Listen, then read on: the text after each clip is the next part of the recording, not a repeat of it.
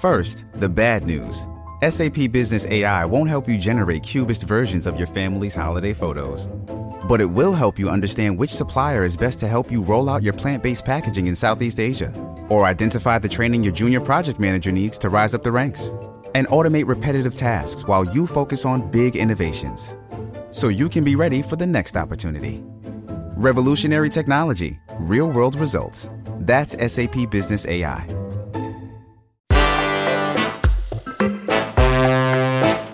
Today on CityCast Madison. Our unseasonably warm spring has its perks, but it spells trouble for some of our animal friends.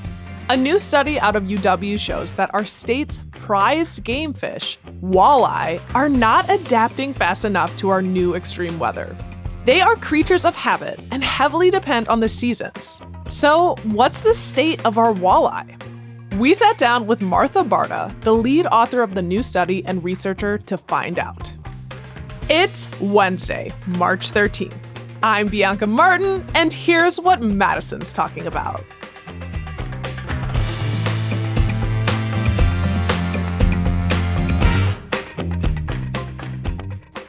Martha, hello. Hello. How are you doing? I am doing very well. I'm loving the spring that has sprung, but it's come with some things. And that's one of the reasons it has. We are talking to you, because you are the lead author of a new study on the state of Wisconsin's walleye, our beloved freshwater friends. And your study had some significant findings. So what's the word? Yeah. How are our fishies, our walleye fish doing? So yeah, for our study, we were really interested in looking at walleye. As you mentioned, they're really important in the state of Wisconsin and across the upper Midwest for things like, recreationally, they're the number one sport fish in Wisconsin. They're also really important economically and culturally. And they're really important culturally for the Ojibwe tribes and the Ojibwe nations in northern Wisconsin. And so we wanted to kind of look at how climate change was affecting these walleye. And so what we did is we were able to get this really huge data set from the Wisconsin DNR and also GLFWC, which is the Great Lakes Indian Fish and Wildlife Commission. And in this data set, we had access to about 200 lakes in northern Wisconsin. And with these lakes, we had the peak spawning date for walleye in each lake for the past several decades. So in some cases and in some lakes, we had the peak walleye spawning date up to 70 years in the past. So we have this really temporally and kind of geographically expansive data set. And what we did with that is we wanted to ask essentially how walleye responding to climate change. So we found that walleye spawning is actually getting a little bit earlier over time, which is not particularly surprising. We see that same sort of thing with organisms all over the globe in all sorts of different taxa. But kind of the key finding, or the really interesting thing that we found, related to what we call ice-off. And so ice-off is just essentially the melting or the thawing of lake ice each spring. We see that this, melting obviously happens here in the upper Midwest and in other more temperate regions.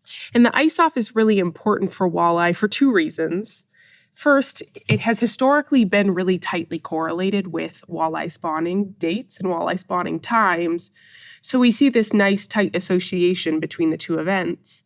And, we think of ice-off as a major cue for spawning.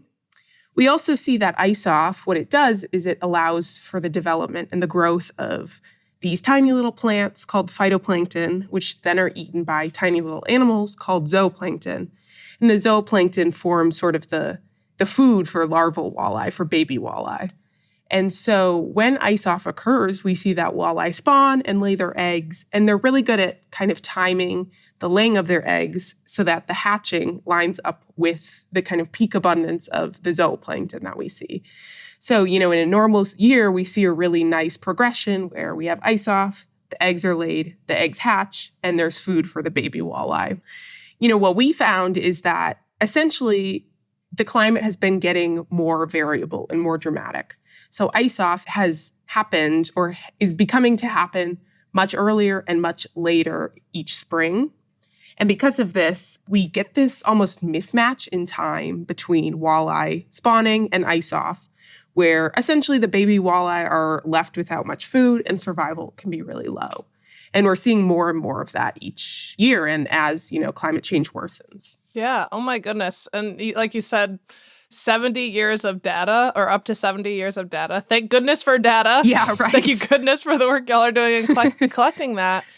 And, it makes sense when it starts warming, things start cooking and life starts happening. And now it seems like the walleye, their natural clock, it's in their evolution, right? Like how they're cued. You were saying like cued to spawn. Yeah, exactly. So they're cued, not only by the ice melting, but also by warming temperatures and the amount of daylight there is. So they're kind of getting these mixed signals where, in a year like this, the ice is melting early, the water is warming, but the day length is not as long as it is a month or two from now. So they're kind of getting these confused mixed signals. Okay, so we are not the only ones. Yeah.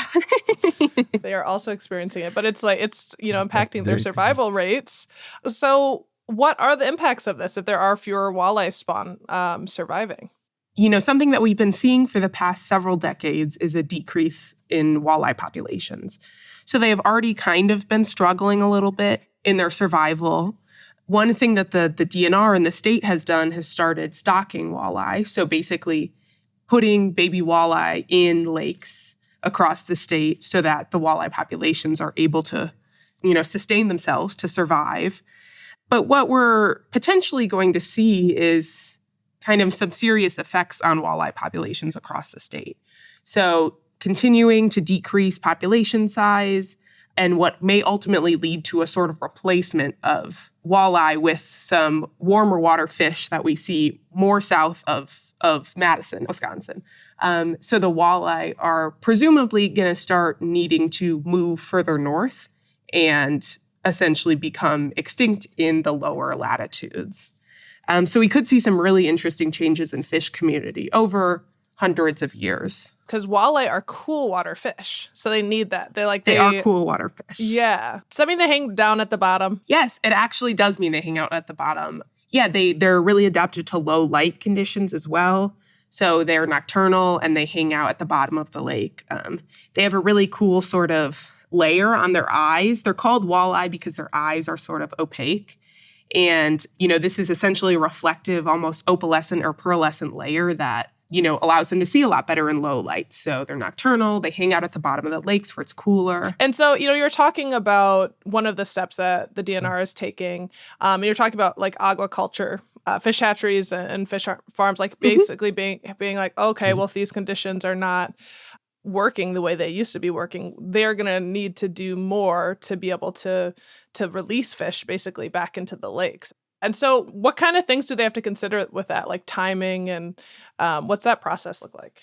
I mean, I think it's really interesting. So actually what they do is the DNR scientists will go out on the lake and, they actually use this technique called electrofishing. So they shock the lake or shock an area of the lake. I've seen that. It's crazy. Yeah.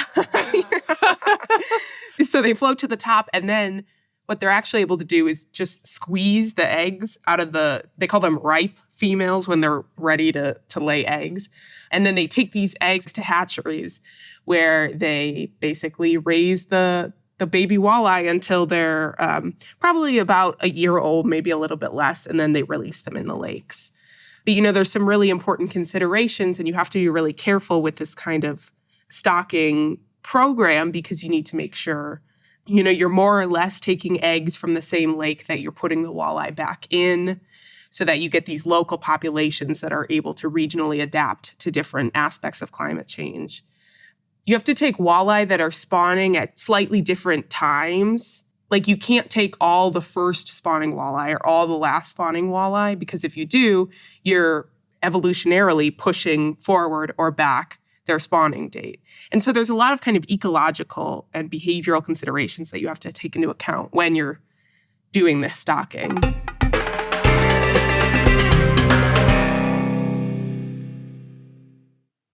Shipping can make or break a sale, so optimize how you ship your orders with ShipStation.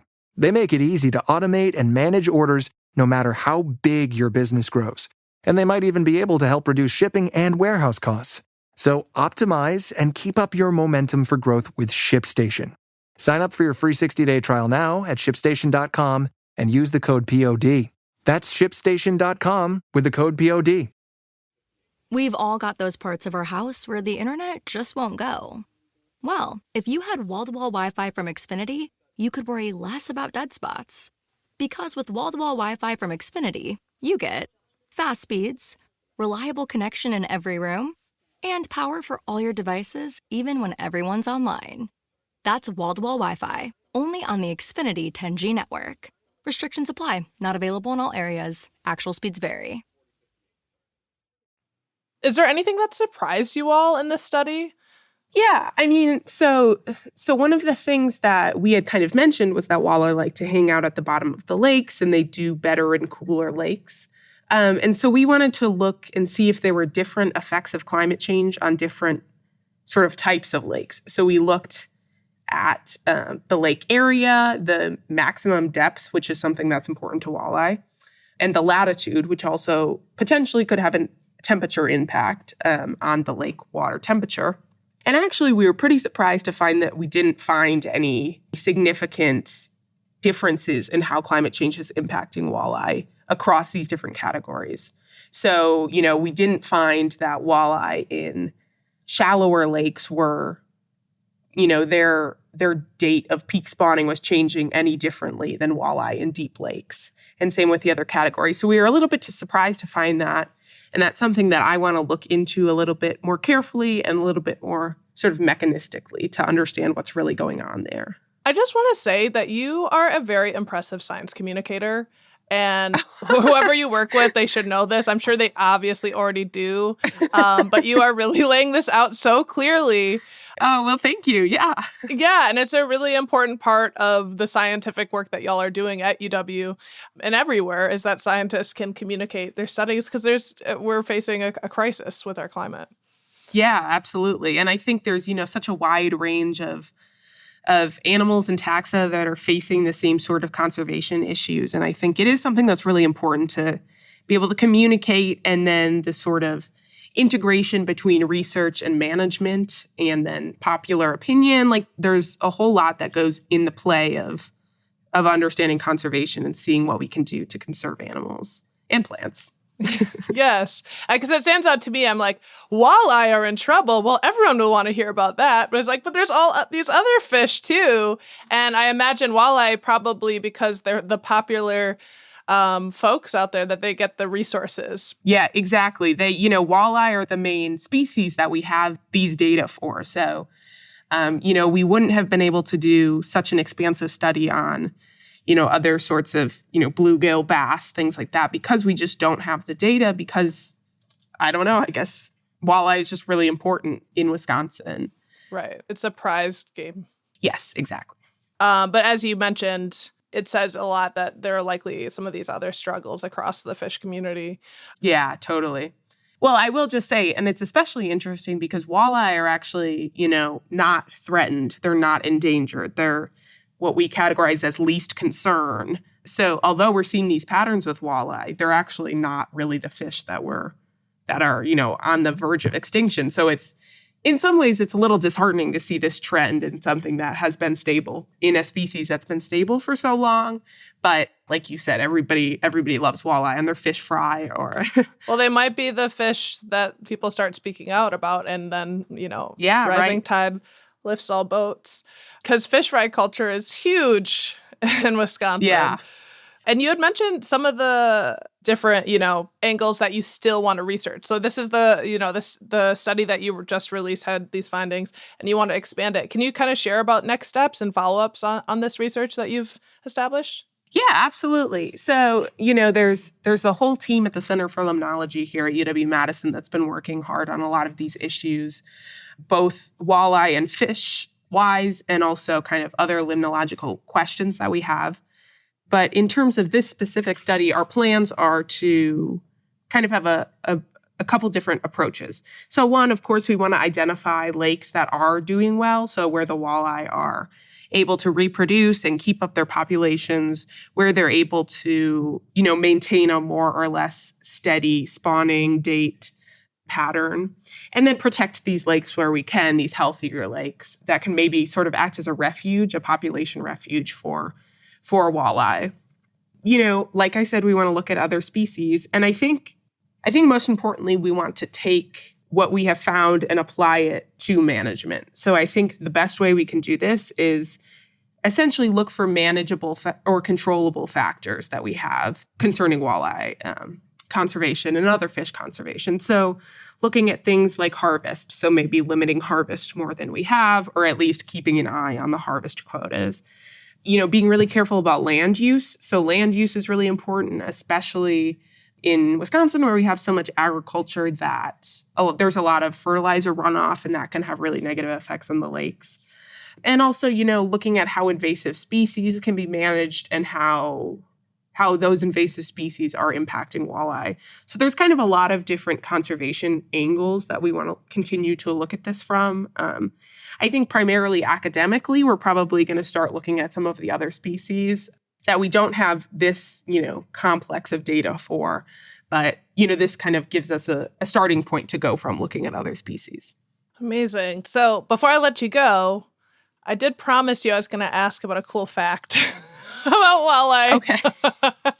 My cool fact was Was it the eye? Okay, the eye is really cool. Like, I was out here thinking walleye was named after, like, a Walter, like a Wally.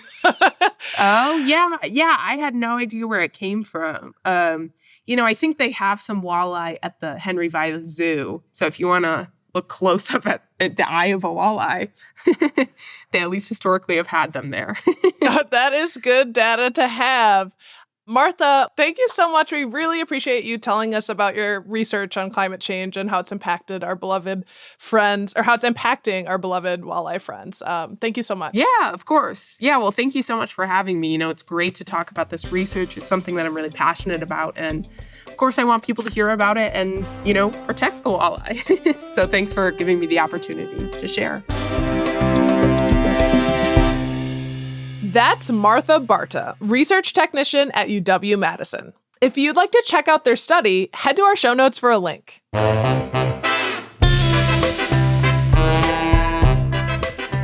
That's all for today here on CityCast Madison. I'm Bianca Martin. If you enjoyed the show, why not share this episode with an angler? We'll be back tomorrow morning with more stories from around the city. Until then,